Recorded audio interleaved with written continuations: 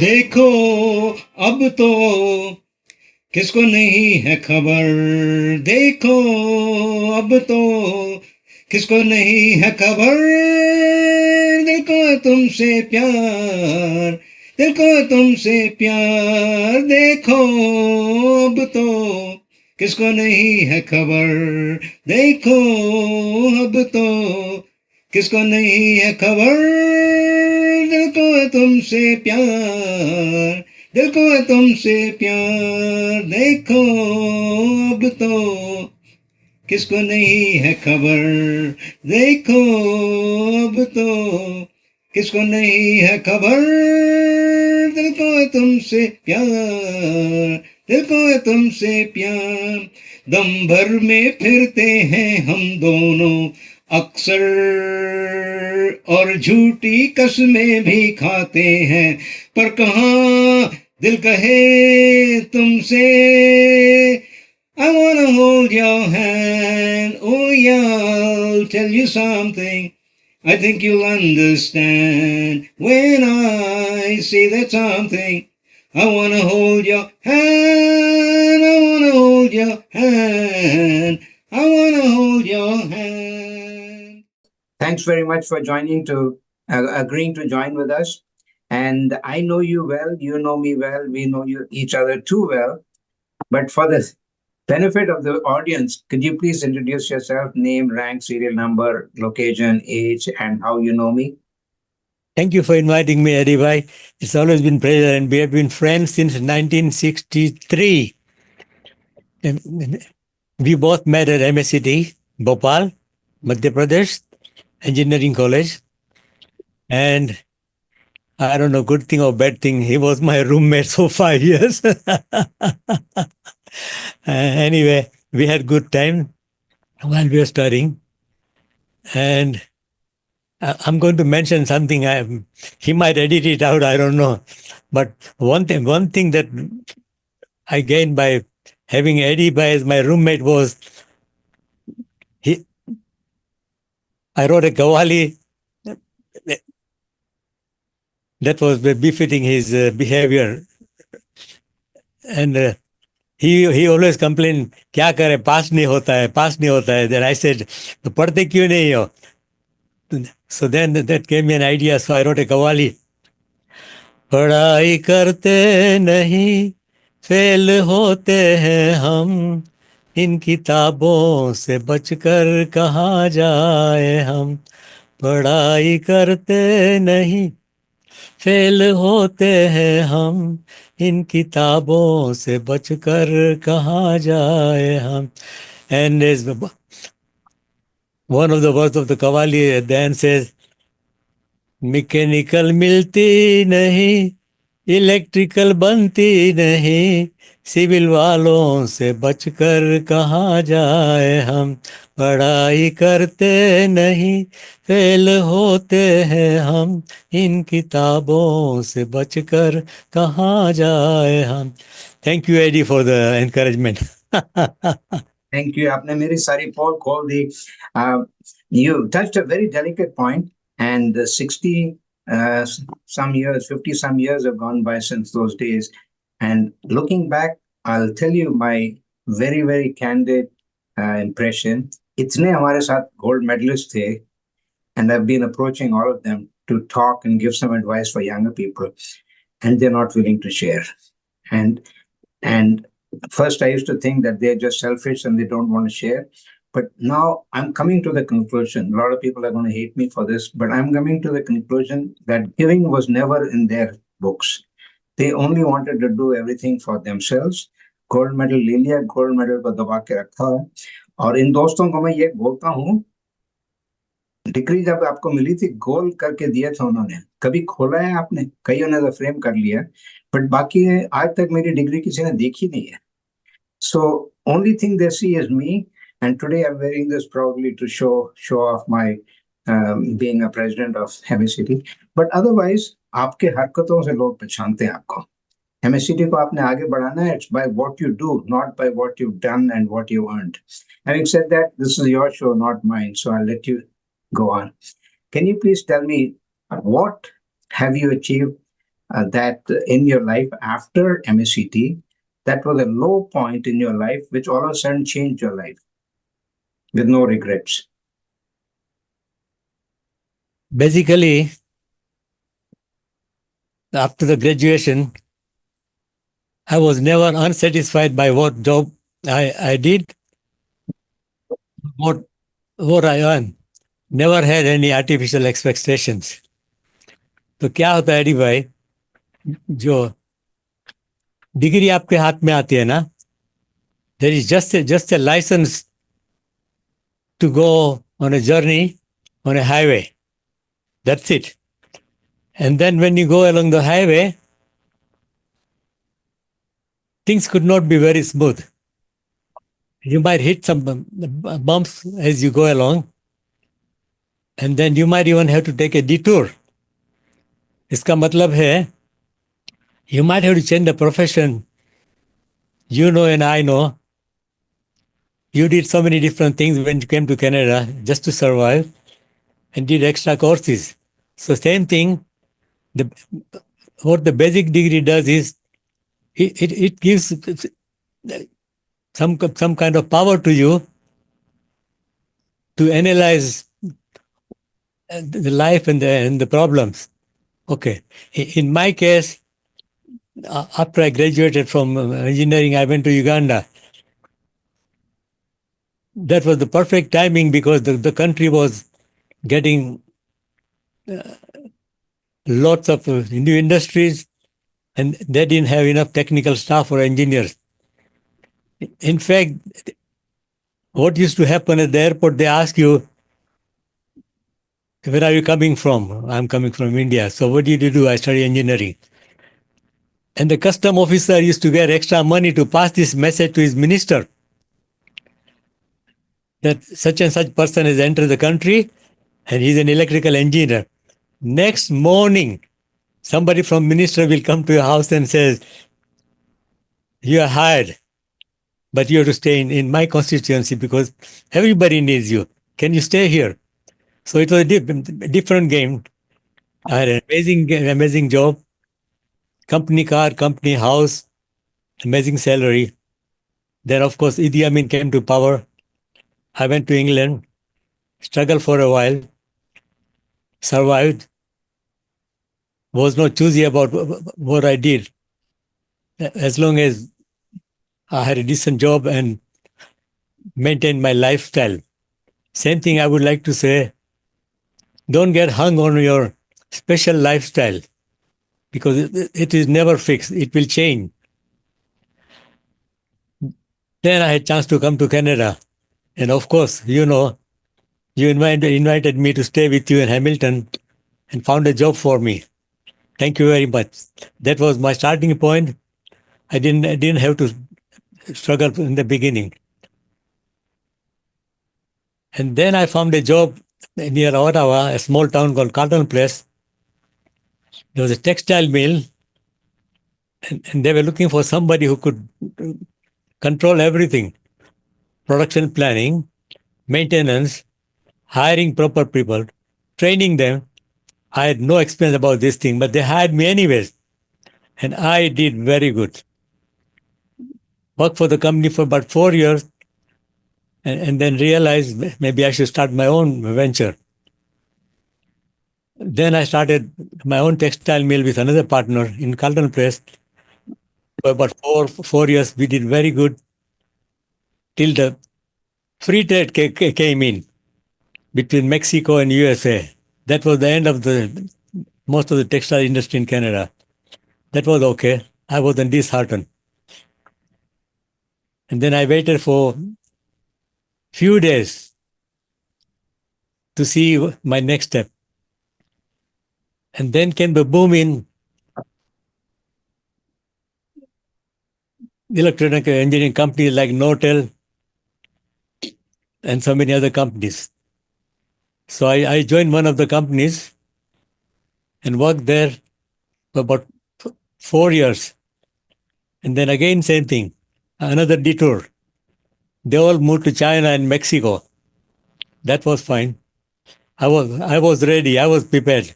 I never expected anything permanent. like nothing is permanent for you. So if you are prepared for that, then you don't get a shock, you don't go into depression. And then after that, I said, you know what? I'm 58. Let me think it over and see if I can do something different. While I was still pondering on what to do, I passed by a long-term retirement home near my house. I said, you know what? Let me see if they need some volunteers. So I walked in. They said, yeah, sure, you can come and feed them around lunchtime. We need lots of help. So I started going there. After just 2-3 weeks, everybody started knowing my name. They loved me. The management was keeping an eye on me. That my God, this guy is meant for this job. So the manager called me into the office and she says, you can actually do more if you do some course. So I said, what is that? She says, it's something called personal support worker. It is one of the lowest paid and the hardest job in the healthcare system. She says, I'm telling you right now. So I don't think it's something great, but it's very, very satisfying job. So if you want to take that course, I can give you a recommendation letter. She gave me the recommendation letter, and she said, right now, Ontario government is giving free tuition and books to whoever takes the course. Oh, I said, that's fine. So I went and applied. The person who was in charge of taking the application looked at me 2-3 times and then at my age, my previous qualification, and said, sir, I don't think this is for you. We need somebody younger and some different kind of background. I said, what do you mean by that? She said, this is a hard job for you and you will regret taking the course. Plus, we will not give you the free course because it says to qualified person. So she made a remark, not qualified for free course. I said, that's fine. She said, $750 for 9 months. I said, I'll pay it. She said, okay, come after a couple of days and talk to my manager. So I sat down to the manager. Manager says, Mr. Patel, this 750 is going to go to the west because you will never make it. We have a semester system. After every 2 weeks, if you don't get 65%, then you go home and nothing will be refunded. So I said, why do you think I can't do it? She said, you know what? Oh my God, it's such a tough job. This and that. So I got a little mad in my mind. I said, you know, I crossed 65 and I wrote 90. And she got mad. She said, why did you do that? I said, my first semester, if I don't get 90, I'll go home. She said, okay, it's up to you, but you're going to lose your money. And my average was 93 when I passed, and I had one of the highest marks in Ontario. And I was specially rewarded for that in a special ceremony. And slowly, of course, it was a very, very, very difficult job. As you know how hard it is to look after seniors, 95, 100. But I continued because eventually I started liking it. And personally, I believe because of the blessings from all the seniors, even today at the age of almost 81, I am on zero medication. Thank God and thank those seniors for the blessings. Then at the age of 79, I even worked throughout the COVID. I worked every single day throughout the COVID. My family was scared. My brothers were scared. 2 of my brothers are doctors and they said, don't do this. You're putting yourself into harm's way. I said, no. God is looking after me. And anybody, believe it or not, I never got COVID. I worked every single day. When I come home, Kokila used to be so stressed. I said, don't worry, nothing will happen. Then at the age of 79, finally, I said goodbye to that profession. So basic advice to anybody looking for a job is don't get stuck on degree and profession. Okay, one example, if you look at all the real estate agents in Toronto area, almost everybody has a degree at the end. If you see the thing, mechanical engineering, or engineering, BCom, BSc, and they are doing real estate. But what I know is 5 years of engineering prepares you for lots of things. So, and you were asking about any lows or any highs in my life. When it's highs, I don't try to feel it. I still think it's okay. And when it's low, I still think it's okay because I'm always prepared for the unexpected. So my advice is no matter what you do, be prepared for the unexpected. Always, always, always. And your life will be smooth sailing. Thank you.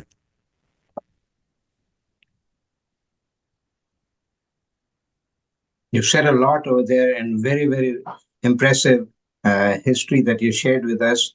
Very important thing that you mentioned, and I said this to some of the fresh graduates, young graduates from MECD. I'm in touch with classmates of ours, plus their children, plus grandchildren, all from MECD and Bhopal. So I'm honored that I got a 50-year worth of followership. So one of the things I said was that your degree is not everything. Your degree only says you're trainable, that you're smart, you learn how fast. In my case, I like to think I'm very smart because I studied only for 3 weeks before the exam and I still passed. So I'm not encouraging young people to do that because in that process you miss a lot of education. But the mentality in India and I guess over here also is they say education is important when they say it. Not everybody says it, but when education is important, finish education. After that, they don't talk about anything else. Life is made. You're going to be sitting on a gold mine. No, you only told your employer that you're trainable, that you got a learner's permit, and now, like you said, you're on the highway. And on the highway, your lanes are not reserved for you. They are marked, but they're not reserved. When you're driving down in a little Toyota or a Volkswagen, there's an 18-wheeler coming at you. And that is lessons of life. So thank you very much for sharing that. That's very important. The other thing that you stressed is changing profession. Just because you studied music all your life doesn't mean you can become a dentist. Secondly, the other way around, if you're an engineer, doesn't mean that you can become a physiotherapist or whatever else, right? And I say this often to my friends. 3 years I drove a taxi in Toronto and I kept studying my engineering subjects, which I was poor in and from back home. So the reason I did that was I say to these guys, look, any day an engineer can take your job as a cab driver. You cannot do that the other way around. Cab driver cannot take my job. Okay. So for that, you got to be polished and remember. Cab driver, by the way, people look down at it now. Today, they've got a fancy name. They call it Uber. Uber just means you're driving your own car, putting miles on your own car, paying your own gas, okay? But reality is you are not rising. You're not above minimum wage, okay? So the most important thing I'll say from what you just spoke, and then I'll carry on because this is your show. Most important thing that you forgot to say is that you also raised 3 beautiful kids and grandkids in this process. And that's very important. Do you want to talk a little bit about your grandchildren or your children? Before I go there, you just mentioned about changing profession. I'm going to tell you something. If you want, you can edit it. You remember Bansi Arora, mechanical engineer. He came here, he did accounting course and had an amazing job with the government. He retired with good pension and everything else. So he became an accountant. Couple of months back, I went to a dental surgeon for surgery, and the doctor asked me what I did. I said, I did electrical engineering. He started laughing, smiling. I said, why are you smiling? He said, there are 3 of us in this group here, all dental surgeon, and all 3 are engineers by profession. And then we became dentist and dental surgeon. He said, myself, I'm an electrical engineer. Right.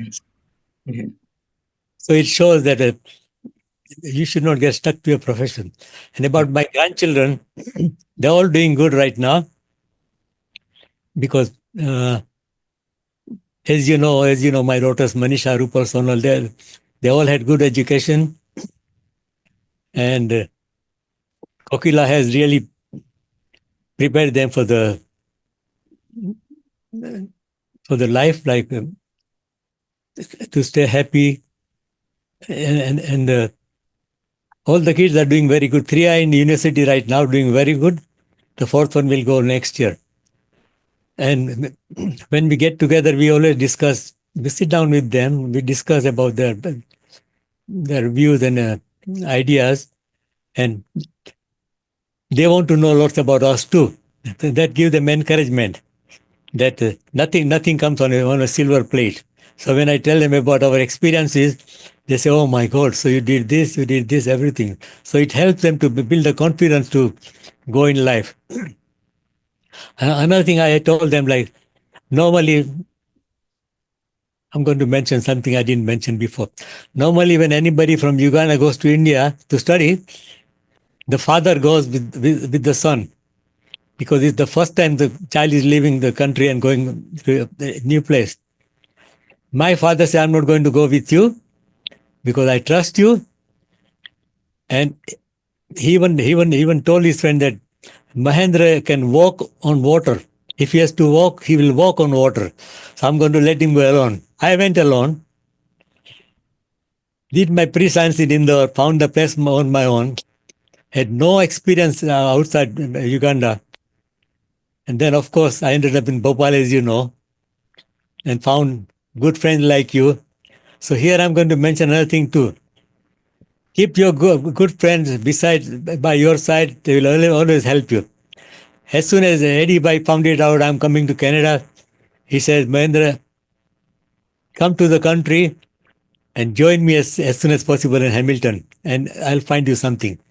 So that was the stepping stone, Eddie Bhai. So it always helps to keep in touch with friends. Thank you. And last but not least, the role that your wife played in all this. As you know, she is strong-headed and very, very calm and collective. So even when I lost a job, she just said with a smile, "That's okay. Whatever God has planned will happen." Then next time something else comes up, "That's okay," she says. "Life will go on." And as we went on, we kept changing our lifestyle, and she never complained. Like, to give you an example, one time when we had textile plant, we had two expensive cars. And the plant was gone, both the cars were gone. I had a small used car. She, she didn't complain. She wasn't sarcastic, nothing. And that really helps a person, because if the wife is not behind you as a strong backbone, you cannot survive. So I'm very lucky to have married to her since for 55, 56 years now. And we plan everything together. We sit down, we discuss. No stress, no depression, nothing. Same way, luckily she's in a very good health too. Thank you, Eddie. Bye. You're saying that with a very positive, optimistic tone, but I know you've been through a lot, including when Kokila got hit at the pedestrian crossing and when Blockbuster Video changed life completely. Almost all your life's investment you'd put in there, savings in there, and all of a sudden VHS tapes were not heard of. Any lesson learned from that? I didn't mention about video because it was just a small phase in our detour. But same thing like you said, we stayed together, we stayed strong, and then we kept planning from there. And then till then she wasn't working, but then she started in one of the high-tech company too. And we both worked in the high-tech till they moved away. And then after that, she joined Costco, and she was a department manager for 8 years, and she did very well there at Costco. Like even now, she quit. I think 10 years, 8 years back. Even now, when we enter Costco, I spend almost 1 hour because everybody wants to talk to her. They go, "Oh, Kokila, oh, you are here. How are you doing?" So that shows how friendly she was and how good reputation she built at Costco too. Thank you.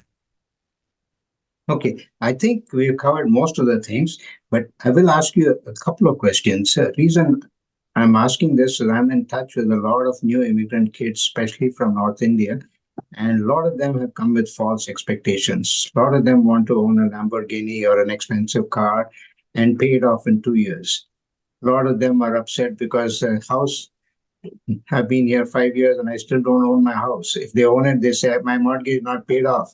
They don't realize that some of these things last you 25 years. And so I'd like you to answer two specific questions. What is your definition of success? And what was it the day when you got married and started your family? Has that definition changed in any way? No, sorry. Say that again.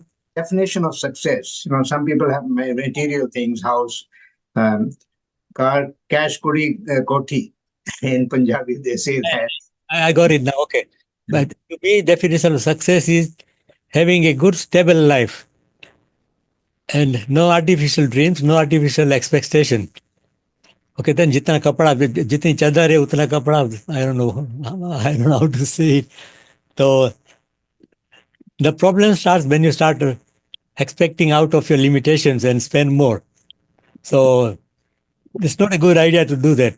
Stay within your limits, and eventually things will fall in place. Don't be materialistic. Like if you have a big house, that's fine. If it's gone, that's okay too. Same thing with the car, same thing with the life. Nothing should be taken for granted, like I told you before. And then you'll be happy. But if you feel sorry कि अब इतना बड़ा घर था 6 bedroom था अब 2 bedroom हो गए, that's a bad thinking, because like I told you, nothing is permanent, nothing should be permanent. That's what I tell my children too. Same thing. And I give an example. Manisha used to work for a company, a respiratory therapist, and during COVID, 50% of the staff, they quit because of the COVID, because they deal with the lungs, right? The management was so bad, they did not find the replacement. They said same people have to cover everything because the investors are looking at the bottom line. She worked through the COVID. After the COVID, she said, Dad, I can't do this anymore. I said, you know what? Just quit. If you quit, then you'll find a way out. But if you keep going, then you won't. She said, what do I do after that? I said, don't worry, we are there. So she quit the job after, I don't know, 20 years, 22 years. Within 2 days, Oakville Hospital found about her from the, what is it, Lincoln or what? What is that professional site? Professional site होती जिसमें सबका होता है. I'm not sure. It starts with L. Anyway, they found it out that this person had, I think 28 years experience, and she just quit. So the Oakville Hospital called her and said, can we talk? And she said, about what? And they said, we can hire you. She said, I just quit. They said, yeah, but they said, there can be a reason why you quit. Come and talk. So she said, but I'm not ready yet. She said, okay. When you're ready, you come. After 2 weeks, she went to Oakville. It's quite far from Brampton. They were so much impressed with her reviews and all those things from the other patients. They said, how many hours can you work for us? 2 hours a day, 3 hours a day, 5 days, something. So she chose her hours. She's making much more money now, working few hours in 5 days than she worked for the other company where they were overloaded. So the moral of the thing is, don't be scared to change a job. And if it's not same, I told her it might be something smaller because respiratory therapists are needed everywhere. Take a job with lower pay, but less stress because stress will kill you. It's not worth. So right now, she says that's the best thing that happened to me. They love her at Oakville Hospital, and because she works few hours only, once in a while somebody wants a day off because the child is sick or they have to take parents somewhere. They know Manisha will be there, so she says, "Okay, don't worry, I'll take it." And she even goes for the weekend for those people to help them. So that is something she learned from us to help everybody. So this is another example. If you are not happy with the job, stressful, don't stay. It's going to kill you. Thank you. So that's a classic example of what we teach our children, not by what we lecture to them, but by example. And you did a great job, both you and Kokila. So we're running out of time, but two questions that I must ask. One is, can you break down in 10 or 20-year periods which all continents you've been in? The reason I'm asking is you've seen the work structure, the ethics, and the community of various continents. So can you just briefly tell us? I know you started from Uganda. Work ethics? Can you say I spent X number of years in Uganda and so many years in UK and then India and so forth, so that you've got exposure to several multicultural systems and prejudices and good things, good and bad. Yeah. Okay. What happened in Uganda when they hired me? Everything was going so fast that nobody had clue how to do proper planning. One example is they used to hire people right from the villages, from the farm, because they said we'll teach them how to run a machine or how to do the packaging. It was a cable factory. So when they come in, they're just coming for an experience to see what the life is beyond farm. They don't really come for the money because farming is enough for their livelihood. So the turnover was huge. They'll come in, look at all the big machines and all the noise and heat and this, I don't have to stay here. So they go back. Then the next one comes, go back. So I told the company, I said, don't put them on the floor in front of the machines. Let's train them in a classroom or something. Let's show them on the blackboard and explain to them. So I started the training school, and then almost all the industries in nearby cities, they started same thing too. In the classroom, you tell the guy, this is what it is. These are the machines. They are not dangerous. They are safe. They look big. They look huge, but they cannot kill you. They are safe. Anything goes wrong, they stop. And then you take them for a tour and show them exactly what you mean in the classroom. They, okay, I'm going to do something silly. Put my hand there, and the machine stops. Look, it stopped. And like that. And then the turnover was almost nil. They all liked the job.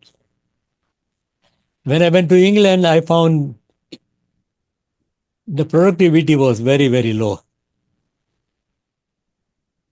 I don't know why. I could only compare that after I came to Canada. When I came to Canada, I said, oh my God, these people work hard. In England, every 10, 15 minutes, every half an hour, the guy goes to the washroom with a cigarette, which is allowed officially. Then they have newspaper sitting there. Then they read the newspaper in the washroom. Then they pass the newspaper under the toilet, under the partition to each other. And everybody does that. And I thought that's normal. When I came to Canada, I didn't see anything like that. I said, here people work hard. So the work ethics for Canadian I found is just amazing. Very good. Thank you. Okay. Last thing, and this is very dear to me, and you have been very modest. You haven't mentioned this. I like you to talk about your journey through music. I know you're self-taught, and I like you to relate that to music therapy, which is dear to my heart. What happened? I grew up in a small village, literally small town. The whole school was only one classroom with about 50, 60 students, grade 1 S2, grade 2 S3, something like that. So that was my schooling background. And then we had a small temple in my town, which my mother built with she collected money from the town people and she built a small temple. And she was looking out of the temple. So once when she went to India, they asked her, do you have a temple? She said, yeah. Do you have harmonium and tabla in the temple? My mother said, I don't think anybody in the whole damn country knows what it is, except in the big cities.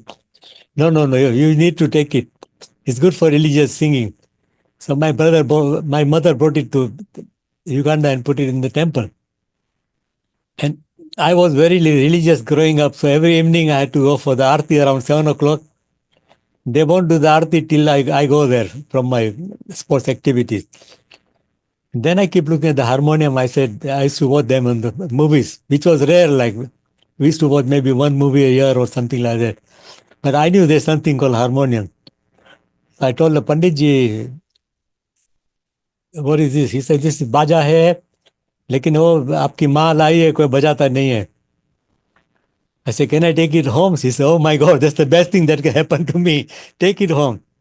मैं घर लाया, मेरी माँ कहती इसको क्या करेगा? I said, don't worry, we'll see. Then came Nagi in 1956. So I started practicing the tune on the baja and I said, oh my goodness, I can play it. And then I started playing some tunes. And then it went on and on. And then the whole town was surprised. Oh, Mahindra ko baja bajan aata hai. Then we used to organize some musical evening and I started playing by ears. And then I went to the high school in another town because my town had no high school. My town had a small primary school. So there I started playing flute. First I started with the school for the band.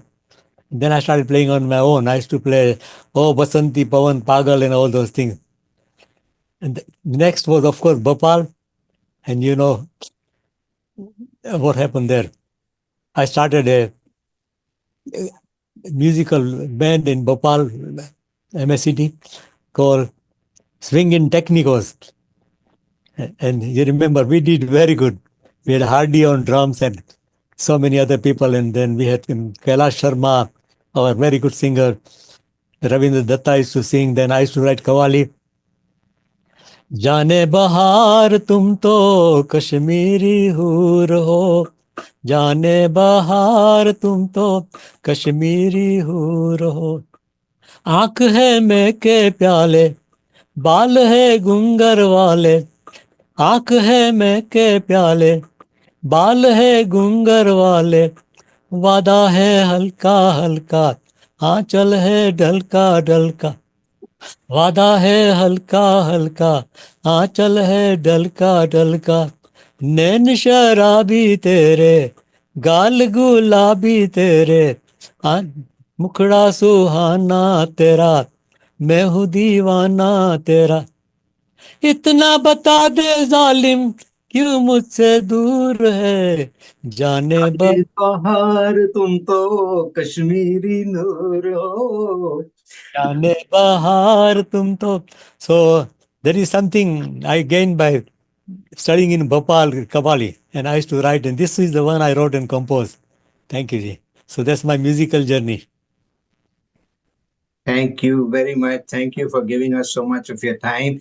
And before we let you go, we will request your permission. Can we call upon you again in a few weeks, months' time when we know a little bit more about what we need to ask you? Yeah, you can, but I have given you enough material, Lady. I have told my life story, and you know most of it, anyways. We have been so close. I remember you visiting us in London. At one time, we were going to India. On your way to India, you stopped with us and spent some time. We have been in non-stop contact all the time. And I think you still owe me money for the 2 musical evenings I did at your home. But कहते हैं ना किसका दिया तो आपका नहीं दिया. Thank you very much. Thank you. I was very honored to have you in our home. And those are the days when we all used to enjoy music but didn't know head or tail. We didn't know which end of was the saregama was high or which was low. And you were very patient. You taught us a lot of things. And thanks to you, Desi Music Lovers Group is growing and growing well. And my biggest passion is concentration on mental health awareness and suicide prevention. And a lot of us old guys, because of Desi Music Lovers and like this interview I'm doing with you, we're talking about things we did 65 years ago. And I hope that is helping me overcome dementia. Because along with that come memories of what you were wearing, what I was wearing, which we did, where we were not allowed to go, the motorcycle you drove, how we used to go sometimes three on a bicycle or three on a motorcycle. And these are all good things in life, and money can't buy these things. Thank you very much for these precious memories. Thank you. Thank you, anybody. All the best to you, and thanks Same to you all. Sheila for putting up with you. Thank you. I believe you. I'll pass the message to her. Thank you. Bye-bye. Bye, मुस्कुराता है जहाँ चांदनी जगमगाती है, जहाँ सूरज मुस्कुराता है, जहाँ चांदनी जगमगाती है, वही है सिटी, वही है